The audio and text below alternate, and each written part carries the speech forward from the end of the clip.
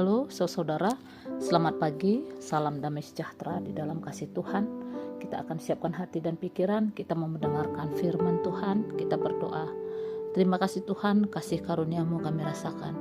Kami akan mendengarkan sabda-Mu, berkata-katalah kepada kami, di dalam nama Yesus kami berdoa.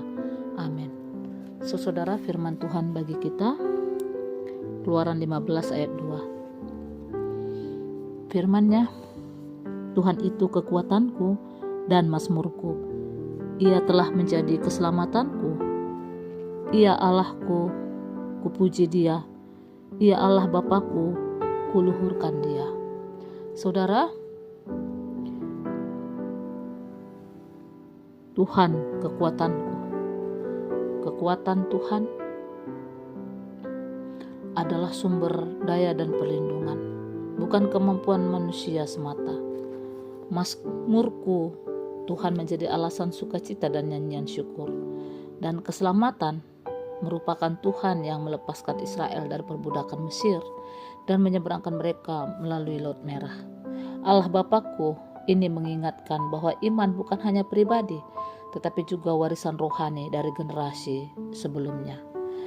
Saudara, ayat ini muncul dalam nyanyian Musa dan orang Israel setelah mereka melihat kuasa Tuhan mengalahkan tentara Mesir. Jadi, konteksnya adalah pujian spontan atas karya keselamatan Allah. Saudara, menjadi renungan bagi kita hari ini, Tuhan juga sebagai kekuatan kita pada hari ini. Ketika kita menghadapi tantangan, ayat ini mengingatkan bahwa kekuatan sejati bukan berasal dari diri sendiri, melainkan dari Tuhan Allah Bapa kita. Dan selanjutnya saudara, Tuhan adalah sebagai mazmur. Hidup yang dipenuhi syukur akan melahirkan nyanyian rohani. Apakah kita masih menjadikan Tuhan sebagai alasan utama sukacita kita? Tuhan sebagai keselamatan, sama seperti Israel diselamatkan dari Mesir, kita pun diselamatkan dari dosa melalui kematian Yesus Kristus di kayu salib. Dan iman yang diwariskan di sini menyebut Allah Bapakku, menunjukkan pentingnya iman yang diteruskan dari generasi ke generasi.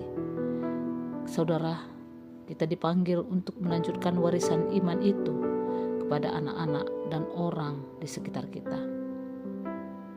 Jadi saudara, saat kita mengalami masalah, menghadapi pencobaan, pergumulan, ucapkan doa ini. Tuhan, Engkaulah kekuatanku. Jadikan pujian sebagai gaya hidup kita, bukan hanya saat ibadah atau saat memuji memuliakan nama Tuhan di gereja.